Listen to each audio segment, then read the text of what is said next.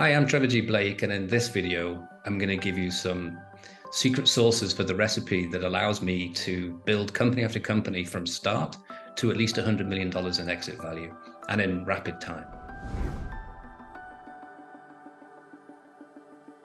So in all the studies, I try to digest as much autobiographies, biographies, studies on what makes certain things successful and others not successful. They almost always come down to the same thing. And there is a really good study. It's a longitudinal study. It's over 30 years, and it was put together by the guy who invented the IQ test. And he was fascinated by this too. He said, okay, 1,528 gifted children with gifted IQs he followed for 30 years, and then some were successful and most weren't. He said, what's the difference? You're all geniuses. And he said it came down to two things. And one was self-confidence, and the other was the tendency to set big targets. And I love that information, first of all, because we're not all naturally self-confident. And I'm more of an introvert than an extrovert.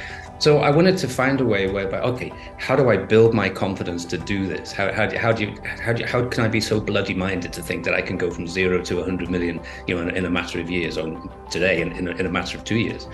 And so so what I did was, while I was in the corporate career, I made a nuisance of myself in my regular job. So I would be a pain in the ass. I would go from room to room. I'd go and talk. I was a sales guy, but I'd go to distribution and knock on the door, take them pizza and say, tell me about distribution. Tell me what your issues are. Tell me how you communicate with the rest of the business. And I did it with marketing, and I did it with regulatory, and I did it with finance and all the rest of it. And I also at the time was somewhat intimidated by the hierarchy. So the executive level really intimidated me. They'd walk past me in the corridor and I couldn't think of a thing to say to them. And I realized that my issue is lack of confidence. And so by going from function to function and learning enough to be dangerous in all of those functions, and then also making myself go talk to the executives, finding something to say, and realizing that actually they're all making it up as they go along. There is no overseer, there is no plan, there is no great plan for any of this. We're all kind of making it up. When I started as a solo entrepreneur, I had the confidence to do it all myself, because I realized that, okay, so you can't learn financing by following someone around or talking to them, but you can be prepared to see issues before they become serious. And you can also see opportunities you'd miss if you didn't have a little bit of knowledge of those functions. So I built my confidence by what I call doing cross-functional training. And I always think, I think if there's people in the corporate world who are thinking, okay, I'd really like to be my own boss, I'm not quite sure how to start. I always say, treat your current job as paid training. Go get trained across functions. It's a real live MBA. I have an MBA, and it really helped me in my corporate career. It helped me be the best bullshitter in the room, basically. But in the startup world, it's in the bin. It looks good on my business cards, but that's all I've ever used it for.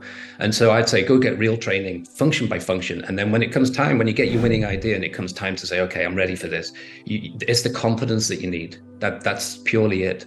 It's much more, if you've got capital, fantastic. If you've got knowledge of the market, fantastic. They're just bonuses. But if you have confidence, you can go anywhere and do anything.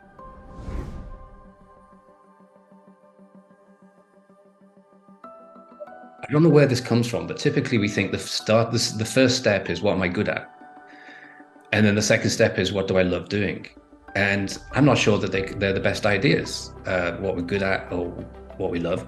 I came to this conclusion because that's how I started to think. And then I looked at my life and I realized, I'm pretty much crap at everything. I don't have any skills.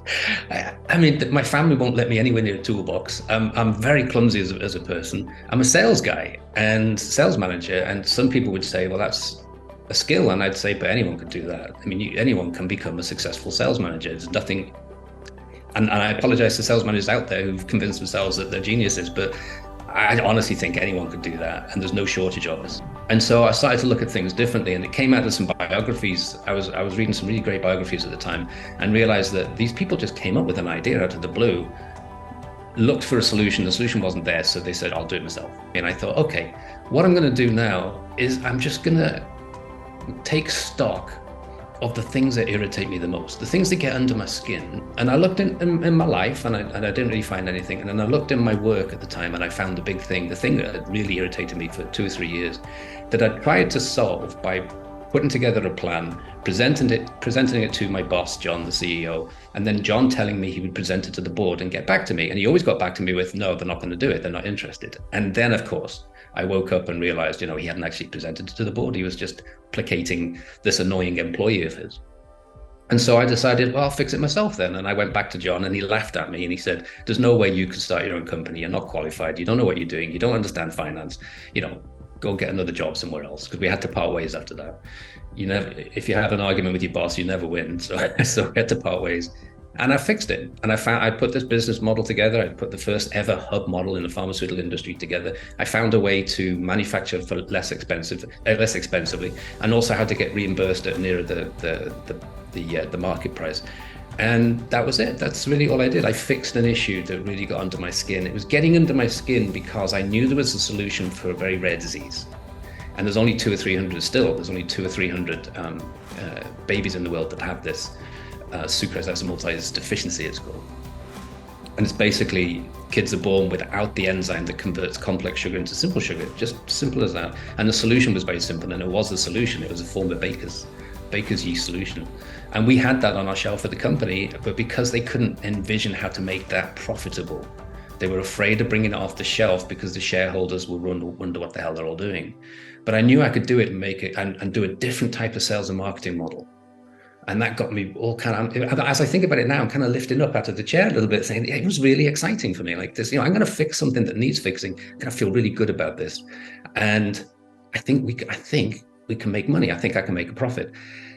Before I even started the company, I set an intention. So I'm very much into intentions instead of goals. And intentions are these very powerful statements that we put out into the universe. I put out the intention that I, Trevor G Blake, am a brilliant entrepreneur who sold, past tense, his first company for at least $100 million. And when I did that, I hadn't even named the company. And I just kept playing what that would feel like. And this is how I build the businesses. What does it feel like when this is a success? And I go in that direction. And then my intuition guides me. And I don't have to hire a bunch of people to sit in a meeting room to all discuss it until we come to consensus. I can go with my intuition and say, okay, I'm going to go left, then I'm going to go right. I'm going to change the price, change the packaging. It's that simple.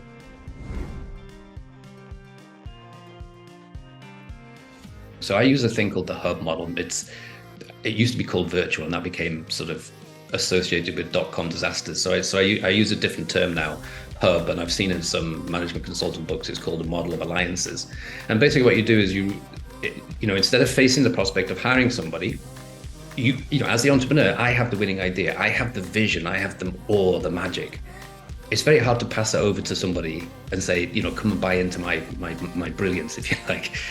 But you end up having to do that with employees, and you're supervising and you're training, and it's full time. And I'm basically fairly lazy. I like my life. I like to lie in a hammock. I like walking on the beach. And so I didn't want to do that. And so I figured out that in the corporate world, whenever we had crunch times, like for instance, we're launching a new product, we never had enough people. We had some sales marketing people, we had some this, some that, but we never had enough. So we would go to companies that were experts in that and say, can you come and help us with our launch? And then we would do like 6-month contracts and things like that. And I just thought, why not just make them the company? So go to these vendors.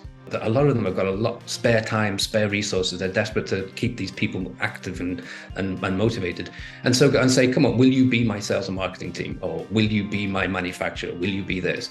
And put around in a circle. Now, so basically I plug and played all the vendors and all the consultants I need that could run a company. But then I hadn't matured enough mentally to realize that they don't need supervision. Whereas previously, I was an executive manager, therefore I supervise. That's what we do, right? We say to people, we're going to meet at Christmas and we're going to decide how well you did this year, and I'll spend 2 months doing that. None of that applies when you do the hub model, and so I had to learn fairly quickly that these people know what they're doing. They do not need supervising.